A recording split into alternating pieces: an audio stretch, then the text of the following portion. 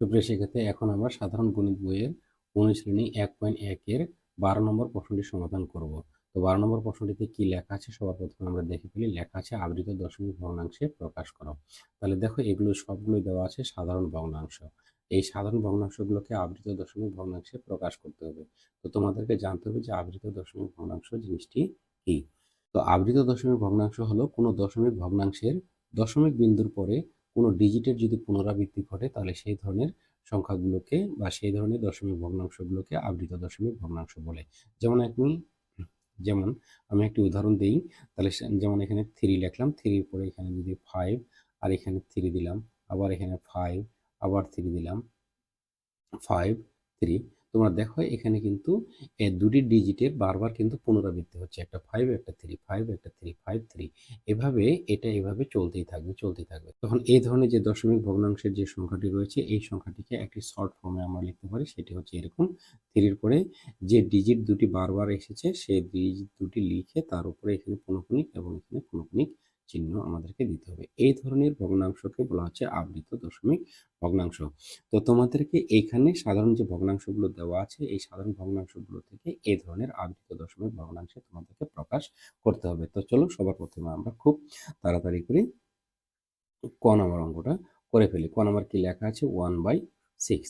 এটা করার জন্য তোমাদেরকে কি করতে হবে? এই যে 6 দিয়ে এই 1 কে ভাগ দিতে হবে। তাহলে কি 1 দ্বারা ভাগ দিলাম।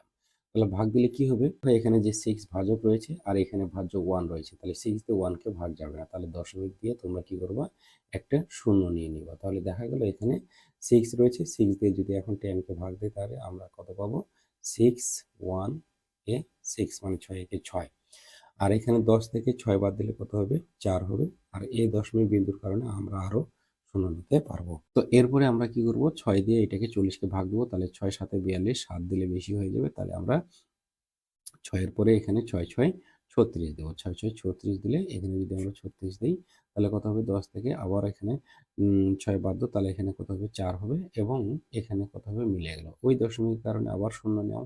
তাহলে 6 দিয়ে আবার এই 40 কে ভাগ দিলে আবার 6 6 কত হবে?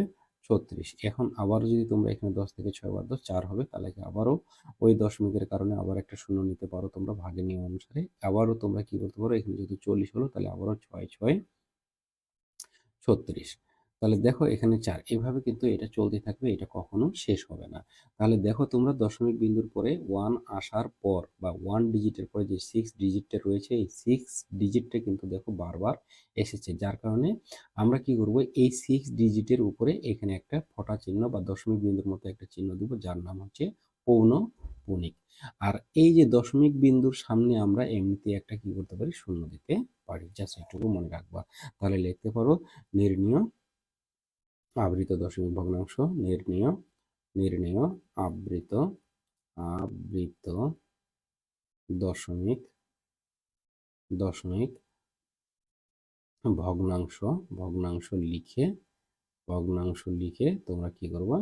এই যে তোমাদের এই জিনিসটা ছিল এখানে লেখো 0.1। আর এই যে এখানে 6 ছিল, অতগুলো 6 লেখার দরকার নাই, জাস্ট একটা 6 লিখে তার উপরে এই পৌনঃপুনিক চিহ্নটা দিতে হবে। এটাই হচ্ছে আমাদের সেই কাঙ্ক্ষিত উত্তর ক নাম্বারের। এরপরে আমরা জাস্ট এইভাবে খ নাম্বারটা করতে পারি। এখানে আমরা যদি খ নাম্বারটা করি তাহলে কেমন হতে পারে? তাহলে এখানে আমরা লিখে নিই 7 বাই কত? 11 আছে। ঠিক এইভাবে 11 দিয়ে এই 7 কে ভাগ দিতে হবে। তাহলে আমরা এখানে 7 লিখলাম। তোমরা দেখতেছো যেহেতু ভাজ্যটা ছোট, যার কারণে এখানে দশমিক দিয়ে একটা শূন্য নিয়ে এটাকে বড় করতে হবে, যেহেতু এখানে 11 রয়েছে, যার কারণে তোমরা এই ভাগের চিহ্নটা একটু দূরে দিবা। তাহলে দশমিক বিন্দু দিয়ে এখানে আমরা কি করলাম? একটা শূন্য নিলাম। তাহলে এখন যদি 11 দিয়ে 70 কে ভাগ দিই তাহলে আমরা 6 11 66 পাবো। তাহলে এখন দেখো 10 থেকে 6 বাদ দিলে কত হবে? 4। এখানে মিলে গেল, দশমিকের কারণে শূন্য নিব। তাহলে এখানে 3 আছে, 4 নিলে বেশি হবে, তাহলে আমরা 3 বার নিই। 3 11 33, আমরা 33 দিলাম। এখানে 10 থেকে 3 বাদ দিলে কত? 7। আর এখানে মিলে গেল, ওই দশমিকের কারণে তোমরা শূন্য নিতে পারবা। এখন শূন্য নিলা, আবারও কিন্তু 70 আসে। তাহলে আবারও তোমরা কি করতে পারো? 6 11 66 নিলা। এখানে 66 নিয়ে আবার 10 থেকে 6 বাদ দিলে কত? 4। এখানে মিলে গেল। তাহলে আবার ওই দশমিক বিন্দুর কারণে এখানে তোমরা কি নিবা? শূন্য নিবা। শূন্য নিলে আবারও 40 হলো। তাহলে কি 11 দিয়ে 40 কে ভাগ দিলে আবারও 3 11 33। তাহলে এইভাবে তোমরা দেখো চলতেই থাকবে। এখানে আবার এগেইন 7। দেখো দশমিক বিন্দুর পরে 63 এই ডিজিট দুটির পুনরাবৃত্তি ঘটেছে। এখানে কিন্তু একটি ডিজিটের পুনরাবৃত্তি ঘটেছিল, আর এখানে দুটি ডিজিটের পুনরাবৃত্তি ঘটেছে। আর আমি বলছিলাম দশমিক বিন্দুর সামনে একটা তোমরা এখানে শূন্য নিয়ে নিতে পারো। তাহলে তোমরা এখানে লিখতে পারো, অতএব দিয়ে লিখবা নির্ণেয় আবৃত দশমিক ভগ্নাংশ, আবৃত আবৃত দশমিক ভগ্নাংশ, দশমিক ভগ্নাংশ কত হবে? 0. এই যেহেতু 63 দুটি ডিজিট বারবার আসতেছে, তাহলে 63 এটার উপরে এরকম করে পৌনঃপুনিক চিহ্ন দিয়ে দেবা।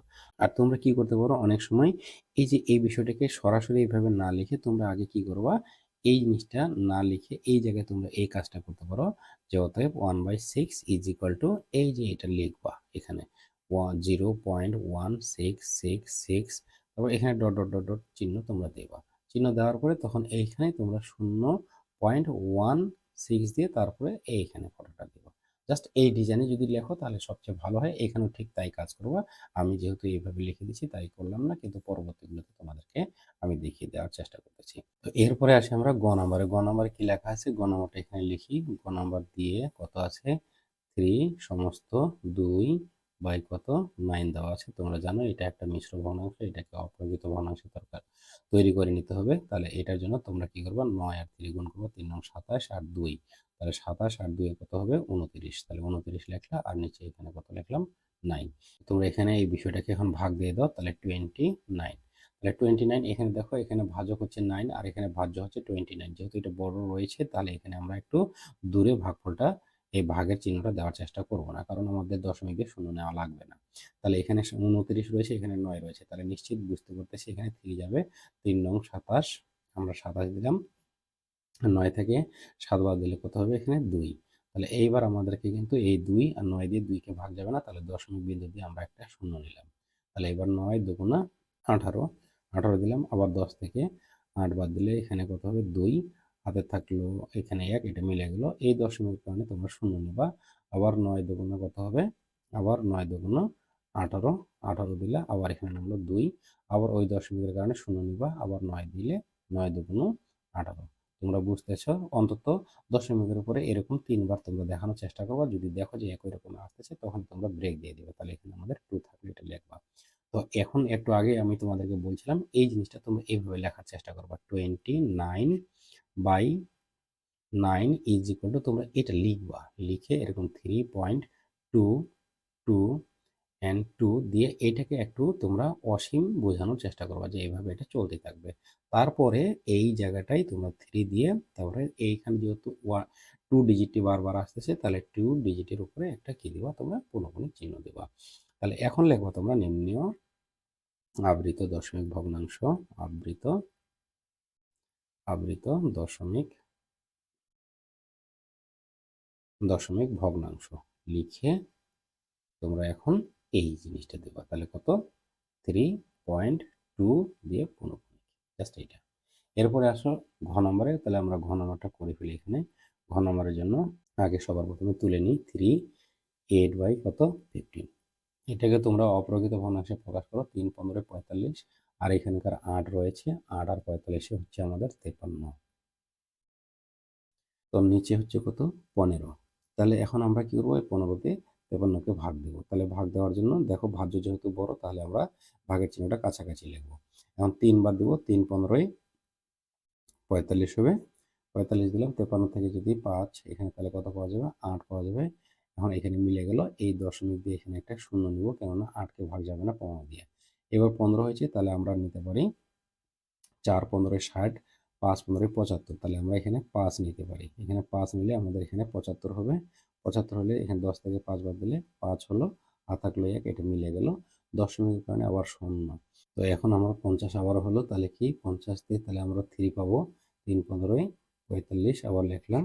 তাহলে এখানে 10, এখানে তাহলে নামবে আবার কত, 5, এটা মিলে গেল। দশমিকের কারণে আবার শূন্য নিব, শূন্য নিলে আমরা কত পাবো, আবারও এটা 50-কে যদি ভাগ দিই তাহলে আবারও 3 15 45, এখানে আমরা 45 পাচ্ছি। আবার দিলাম, এখানে 10 থেকে 5 বাদ দিলে কত, 5। এই তাহলে আবারও কি হবে, দশমিকের কারণে শূন্য নিব, শূন্য নিলে কত হবে, আবারও 3 15 45। ৪৭ দিলাম, তাহলে 10 থেকে 5 বাদ দিলে 5। আমরা আর যাব না, কারণ দশমিকের পরে যে ডিজিটটি বারবার এসেছে সেটি কমপক্ষে 3 বার অলরেডি হয়ে গেছে, যার কারণে আমি আর লিখবো না। তখন এটা কি করব আমরা, এখন এই যে 53/15 লিখে এটাতে আমরা অসীম দেওয়ার চেষ্টা করব। এখানে 3.533 দিয়ে এরকম করে ডট ডট দেবো। আমি প্রয়োজনে এই লাইনটাকে একটু নিচে লিখবো, এইভাবে তোমরা একটু নিচে দিবা প্রয়োজনে, এখানে লিখবো। এখন কি করব, তোমরা যে ডিজিটটি বারবার এসেছে সেই ডিজিটের উপরে 5 কিন্তু বারবার আসেনি, 5 কে এখানে বসিয়ে দিলাম, আর যে 3 বারবার এসেছে সেই 3 এর উপরে একটা পৌনঃপুনিক চিহ্ন দিয়ে দিলাম। এটাই হচ্ছে এই ভগ্নাংশটির আবৃত দশমিক ভগ্নাংশ। তাহলে এখানে তোমরা সুন্দর করে লিখে দেবা, নির্ণীয় আবৃত দশমিক ভগ্নাংশ, আবৃত দশমিক ভগ্নাংশ কত হচ্ছে 3.53 পৌনঃপুনিক। এটাই অ্যান্সার। তো আশা করি তোমরা এই 12 নম্বরের ক, খ, গ এবং ঘ এই 4টি সমাধান বুঝতে পেরেছো। ধন্যবাদ তোমাদের সবাইকে। দেখা হবে পরবর্তী টিউটোরিয়ালে।